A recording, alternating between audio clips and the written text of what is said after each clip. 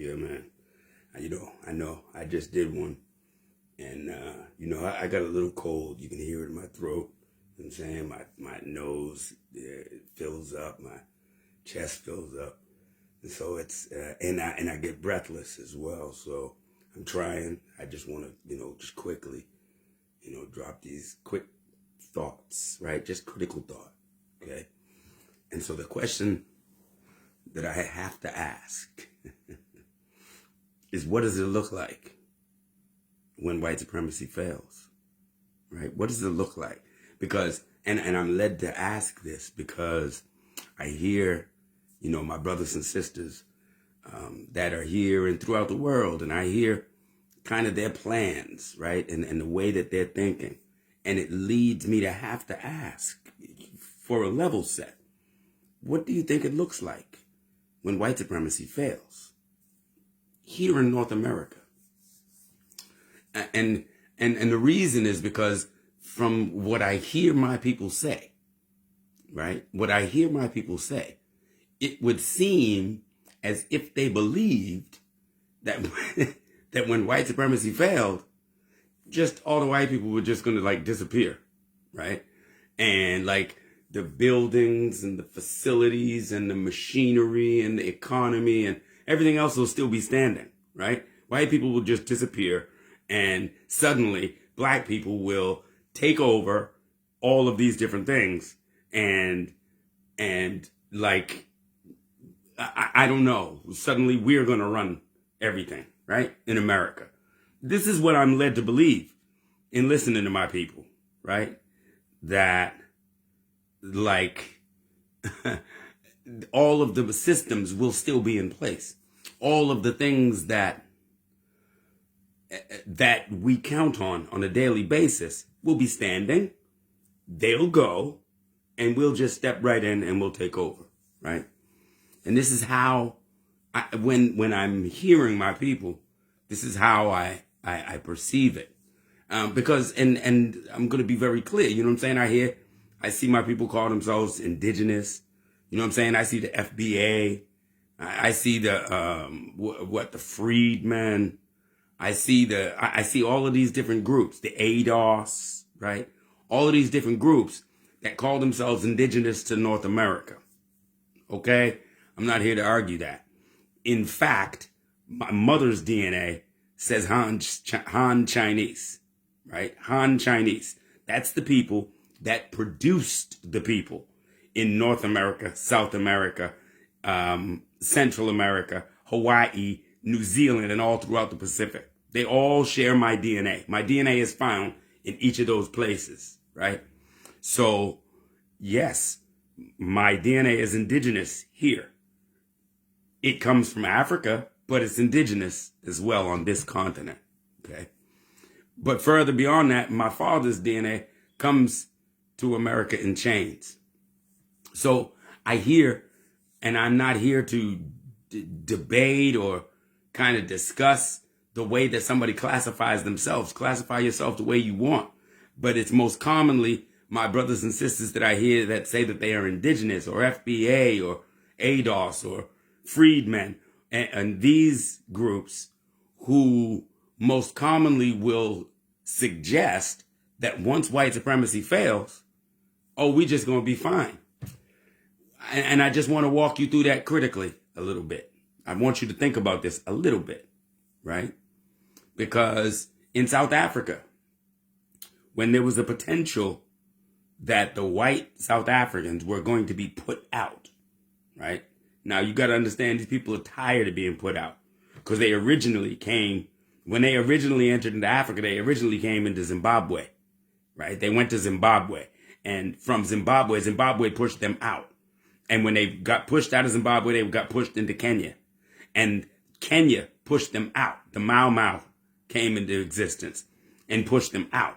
And then they finally ended up in South Africa. This was a journey. So they've been, you know what I'm saying? They didn't just, So when conversation began to happen about seriously having them put out of South Africa, do you remember what them people said? Them people said, we'll salt the earth. You remember that? They will salt the earth. They will poison it. They will poison it before they will leave and let them people have their natural lands back again. So I say we have demonstration of what white supremacy promises to do before they relinquish anything that they have stolen, right? Before they relinquish anything that they have stolen or they have gained, they will destroy it. Either I have it or no one will have it. And this is what they have most clearly demonstrated over time. So my question is, what does the failure of white supremacy in America look like?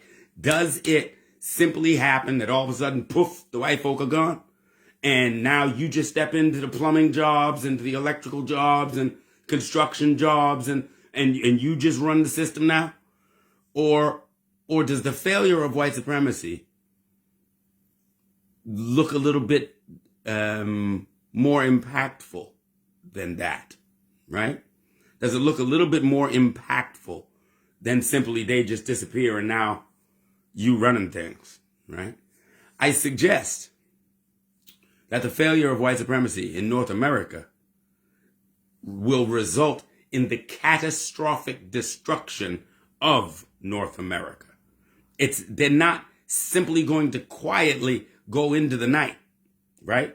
White supremacy isn't going to one day throw up its hands and say, hey, you got us. We've been dirty. We've been doing this all wrong. I'm sorry. We're leaving. That's not what's going to happen, right? And we need to be adult. We need to be adult and stop living in fantasy land like suddenly they're going to disappear and we're just going to step in line and we're going to take care of all of these systems, right? It's not a fantasy, right? White supremacy is waning. You are watching the birth rates fall. You are watching the hurricanes increase in intensity and frequency. You're watching tornadic activity. You're watching earthquakes in diverse areas. You're watching the derailments based on they not investing in their infrastructure for over 75 years. You are watching the arrogance of white supremacy causing it to erode and crumble in every single area, from education to healthcare to economy to political to land to sea to soil and air. You are seeing in every single possible area the erosion and their birth rates, not just their birth rates, but the solvency. You know, if you breed pit bulls and you keep them purebred, right? You breed them pure, right? Pit to pit, generation after generation. What ends up happening is they end up with psychological problems because the genetics are getting weaker with each and every generation. So over time, you have to place a stronger genetic in place or that pit bull will go crazy. You understand? That pit bull will be a menace and you'll have to put it down and all of its offspring because they don't have the genetics to with solvency, bring additional life into being. And so you're watching the genetics of white supremacy break down. You're watching the physiology break down, right? You are watching the waning days of a sickness that has become so normal and so common for so long. And so I don't want to stray and I'm not going to stay. What I am going to ask is, what do you think the last days of white supremacy look like? Do my people honestly, those who call themselves ADOS and indigenous and native and these different things, do you honestly believe that white supremacy is going to disappear and suddenly you're going to flourish? You think you're going to flourish on this land in North America when white supremacy dies? I mean, I'll just describe a couple of scenarios, right? There are infinite possibilities of what could happen, right? What one most likely result of the failure of white supremacy is one of these fools pushes a button and nukes the whole thing. Again, the attitude of if I can't have it, no one will prevails. And they've got the control and the power to destroy, they are already doing it accidentally, to destroy absolutely everything on this North American continent. They can vaporize it, right? And they're already doing it accidentally. With these derailments, they're destroying the earth forever, right? They're destroying the air. They're destroying the sea. They're destroying the soil forever, right? They're already doing it, okay? But at the point where potentially, it gets to crunch time, it's the 11th hour, and white supremacy, and there's a segment of them that are being met with an option that says you've got to go, right? White supremacy got to go. We can't take it no more. You think they're just going to pack up their bags and walk away? They're going to nuke this land. And anything here, and anything on it, and all of your dreams, and all of your hopes, and everything that you imagined will be nuked with it. That's one. I'm not saying that that's a certainty. I'm saying that is one of the potentialities on a scale of potentialities. And it is the likely most primary one. It's the primary one. There's no ambiguity. That is a potentiality on that scale. Another potentiality is that nature takes white supremacy off. And what does that look like? It looks like their systems and machines fail on them, right? Their water sanitation systems that keeps clean water moving, their supply chains fail. The number one failure of any general in history, right, was the inability to control supply chain. The railway system drops hazardous materials all over everywhere that they go. The electrical transformers that maintain the power for North America go down, right? Casting hundreds of millions into darkness for years. If the natural erosion of white supremacy were to occur, then it would look like a failure in all of the systems that they put into place, right?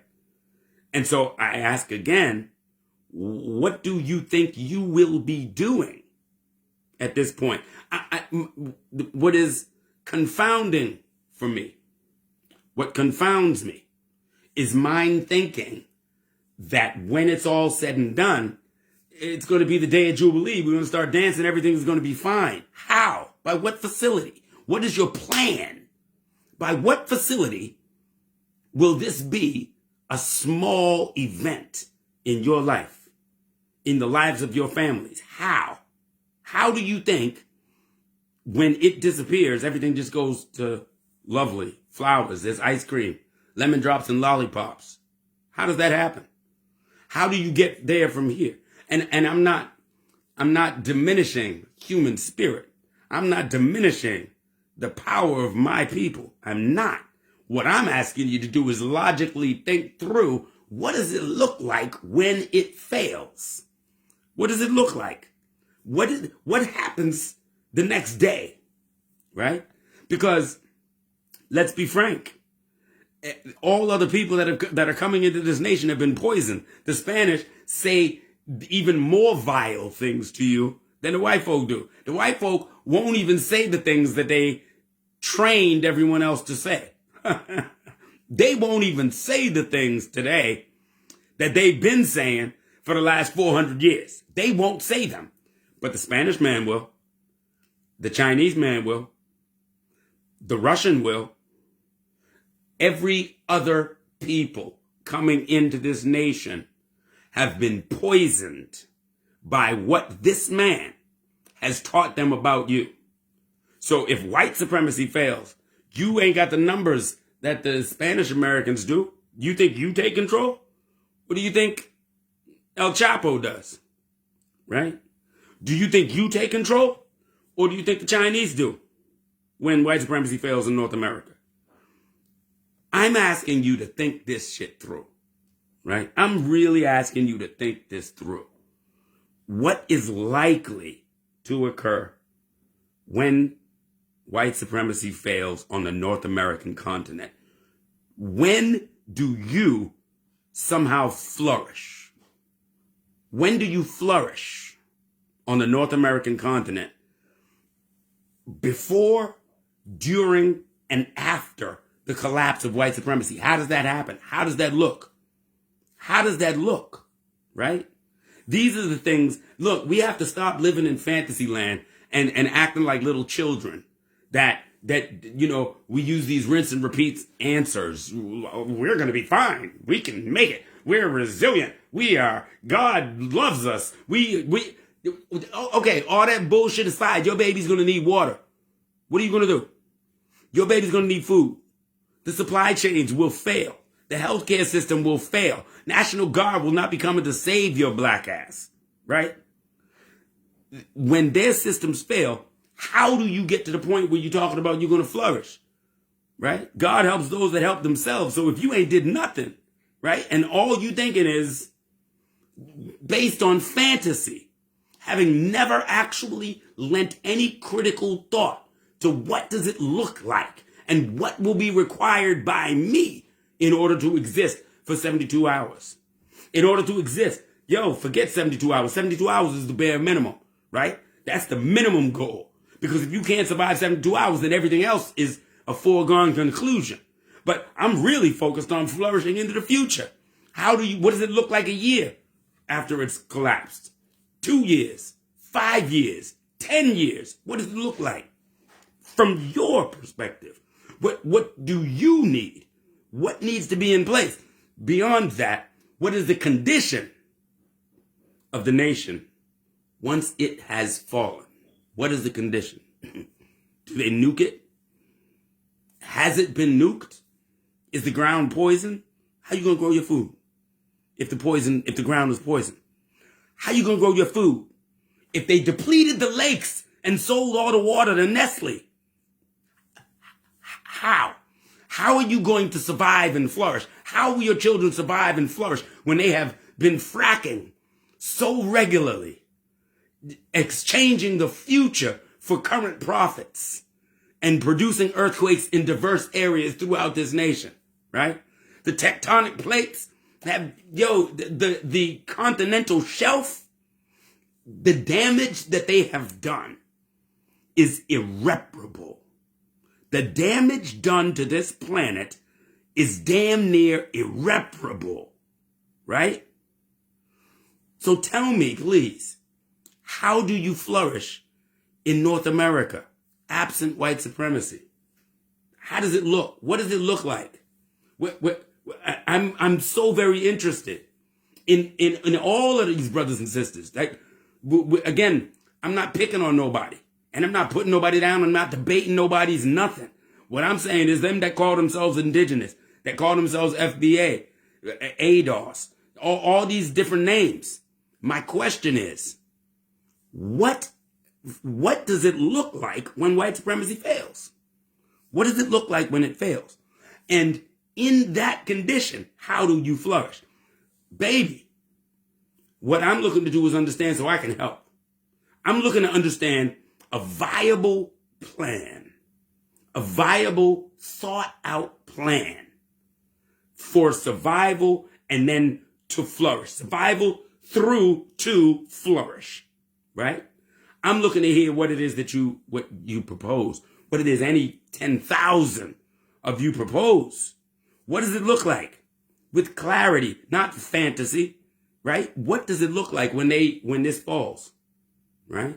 And how do you flourish?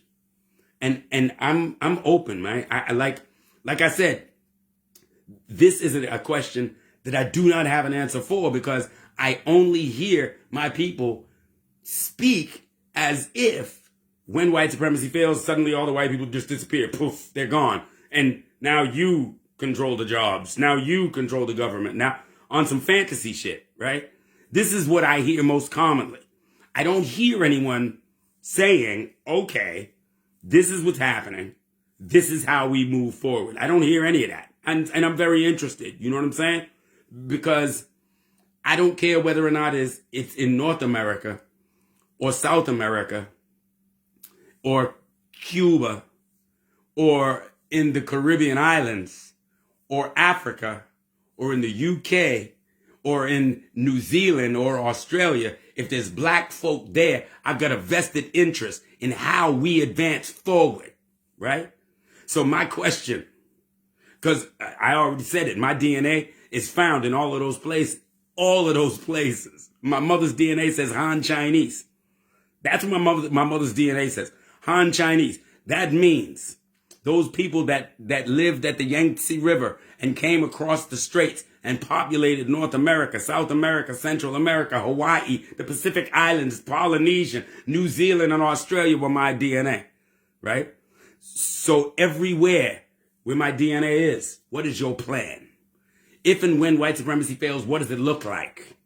And what is the time to recovery for my people? What is your plan? I want to hear it. I want to be invested in it. I want to be down with it.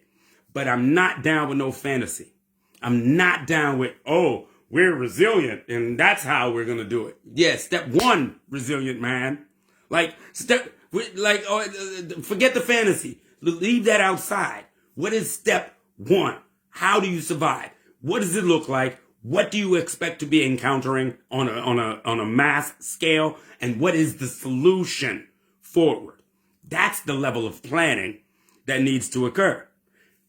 And like I said, I'm here. Soon as you got a plan, holler at your boy, because I'm down. I'm with you. I'm with you.